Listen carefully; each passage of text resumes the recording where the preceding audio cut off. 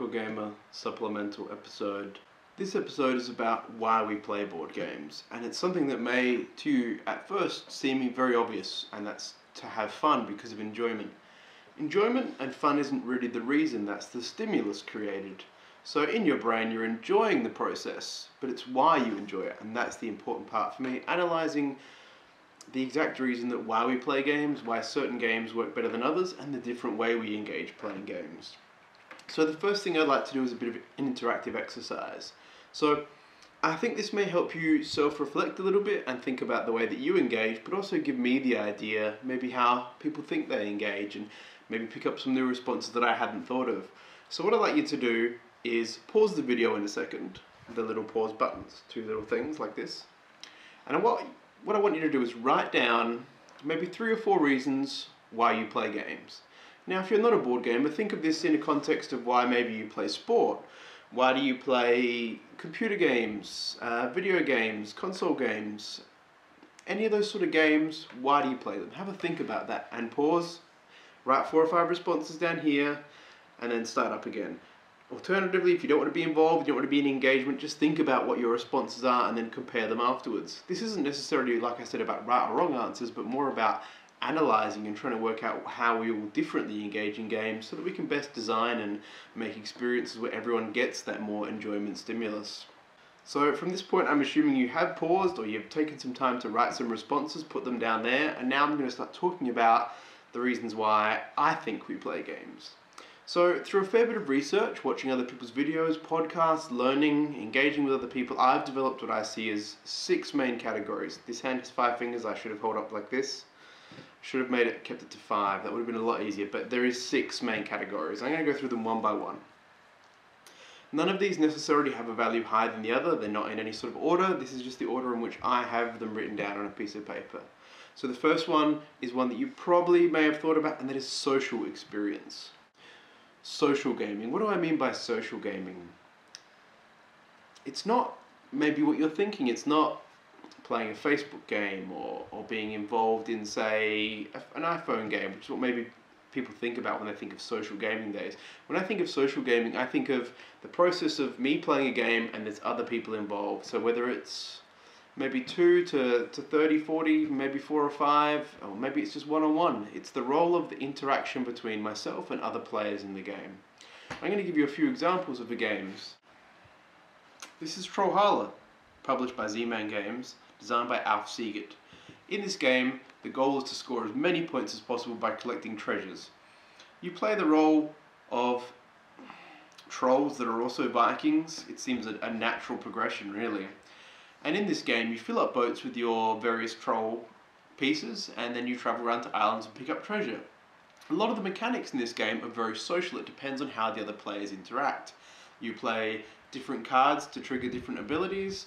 There is a mechanic where basically you have a large board and a series of spaces and the boats move around. Now, rather than you controlling a boat, each boat has 4 spots where each player can start putting their own troll pieces. This creates an interesting dynamic because the placement of the trolls is important, and the boats can flip over and go the opposite way, and they pick up treasure according to their order. This game is very social, it's very fun, it's very easy to access. Quite often sociable games are called things like party games or gateway games or entry-level games, and that there's more focus on something that's very easy so you don't have to spend half an hour talking about rules. I could explain this game in maybe 10 minutes, and then the first turn you'll understand. It's a lot of fun, it's very light and very enjoyable. I personally find social experience very important in games. Why the other elements that I'll talk about are also vital. The social element to me is the reason why I play games, because it's to do something else with other people. We're experiencing a process of learning, engagement and skill development as a group. The next category I'm going to focus on is competition, which is often seen as the opposite to social gaming. Competition gaming is, quite an important part of gaming because all games generally have a goal, and that goal is to win somehow. So competition is the value of why we engage in things with a purpose. So some people sit down, no matter what they play, they want to win. And it's that feeling of enjoyment because they have defeated others or achieved a goal. And this isn't a bad thing, and it's not necessarily a good thing. There's some games that I really enjoy, that I enjoy on a highly competitive level, but sometimes it's just about the social experience. Competitive gamers tend to like games with quite serious rule sets. They quite like games that are very concise and there's not a lot of ambiguity about rules. A great example of competitive gaming might be chess, a game that people donate a large portion of their lives to. The game I've chosen to represent competitive gaming is Automobile. This is published by Mayfair Games and designed by the British designer Martin Wallace. In this game, there is very little to no luck. Games are often built around some sort of random element, whether it's a dice roll or a deck of cards. In this game, the player's skill and their decisions decide everything. This game replicates the early time period of, I guess, the age of motor industry in the United States. This has a system in which you're producing cars of different values and trying to guess what the market value might be, and then also trying to work out a real strong element of how much you need to produce. If you overproduce goods in this game, you get punished. Similar to that, I guess, in a automobile market. If you flood the market and you have too much and you don't sell them, sailors and dealerships get unhappy, you lose prestige, things go downhill. It's a game of very, very fine margins. The rules are very tight, very hard. There's not a lot of freedom of expression here for making mistakes. It's a very complex game, but very enjoyable. Plays in about 2 hours, and at the end, if you win this, you really do feel like you've achieved something over other players. The next category is historical and simulation games. This is one that was never really a big thing for me, but as I've grown as a gamer and developed, I find this more and more enjoyable. What I mean by this is playing a game in order to simulate something else or access a part of history. For anyone who has a wargaming background, particularly in World War II, Napoleonics, the role of being a general and moving your troops and reenacting some of those great battles can be, quite an important process, and it's quite enjoyable. It's a good way of reflecting on history. In the same way that some board games are simulations of different events, so whether you're simulating being a farmer or running a household, it's obviously not the exact same thing, but it gives that same feeling like you're being involved in something that otherwise you normally couldn't. For this category, I've chosen a game which is not really a hardcore simulation at all, but it has some elements of history, and this is London. This is published by Tree Frog Games and once again designed by Martin Wallace. See a trend? He's quite a favourite designer of mine. In this game, players are wealthy business developers after the Great Fire of London. In this game, you choose to purchase various boroughs of London and rebuild things.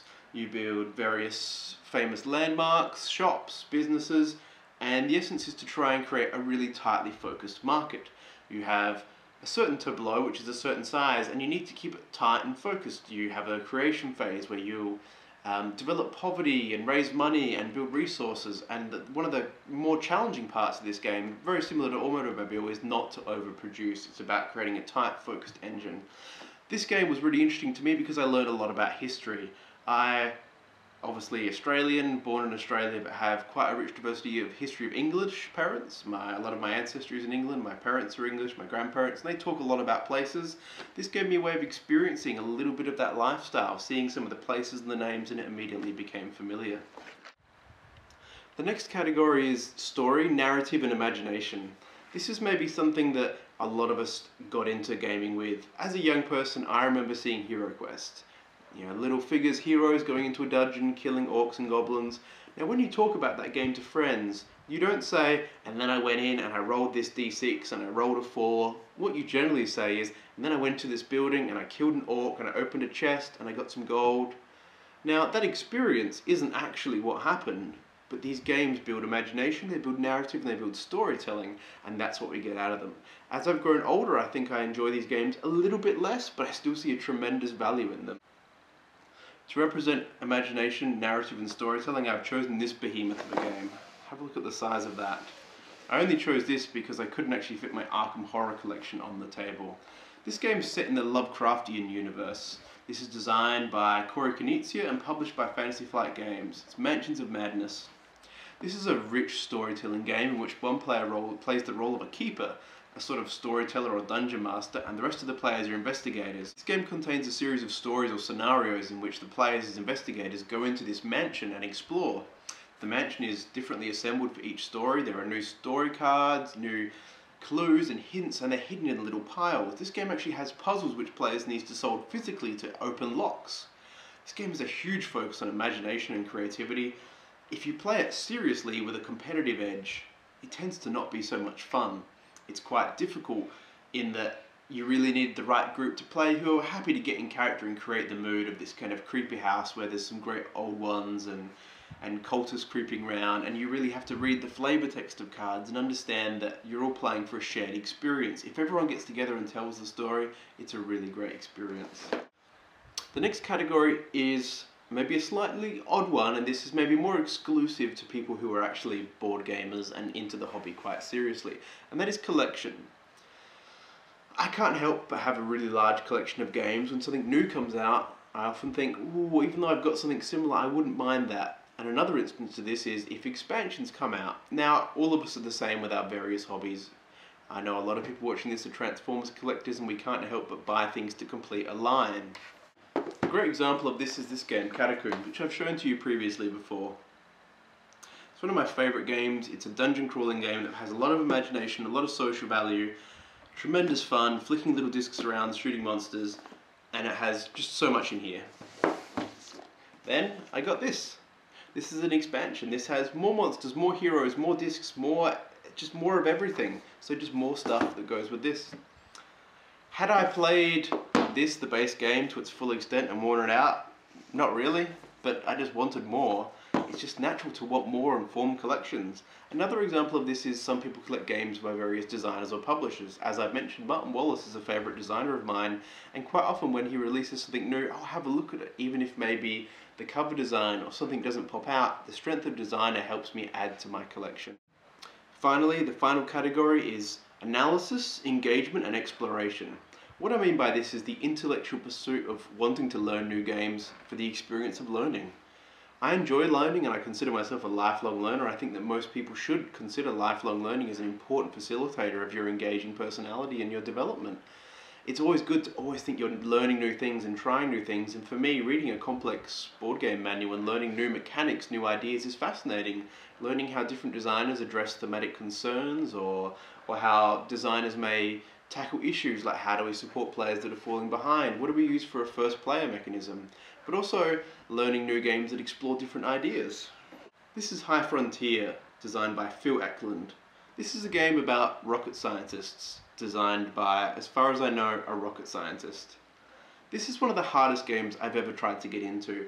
This is really quite a hardcore simulation of spaceflight. Reading the manual read like a physics textbook, and I was tremendously confused.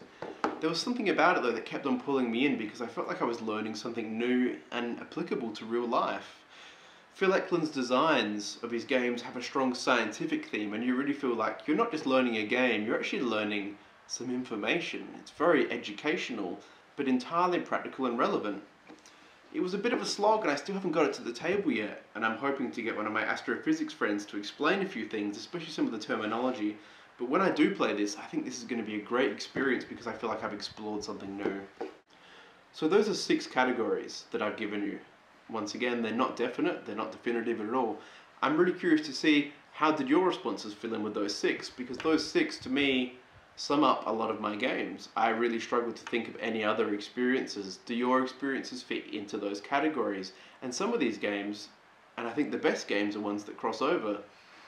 An example would be High Frontier is a game that I enjoyed because it's about the learning experience, understanding the rules, but at the same time it's also a historical and simulation based game that talks a lot about learning real life application of physics and how spaceflight works. Automobile, while highly competitive, is also about history. It reflects a certain period, and a lot of the key characters who were involved in the American automotive industry are reflected in this game through various abilities.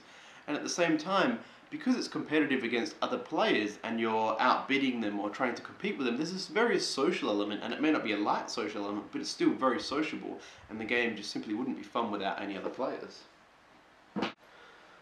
What I really like people to do is go away and look at some of the games that you enjoy. Like I say, if you're not a board gamer, look at video games, PC games, maybe games that you've played with your own kids or your friends, or sports, and think about what categories do they fit in, and do you enjoy them on various levels, or are there things that you enjoy just on one of those? And if you have any other opinions or you'd like to share, let me know.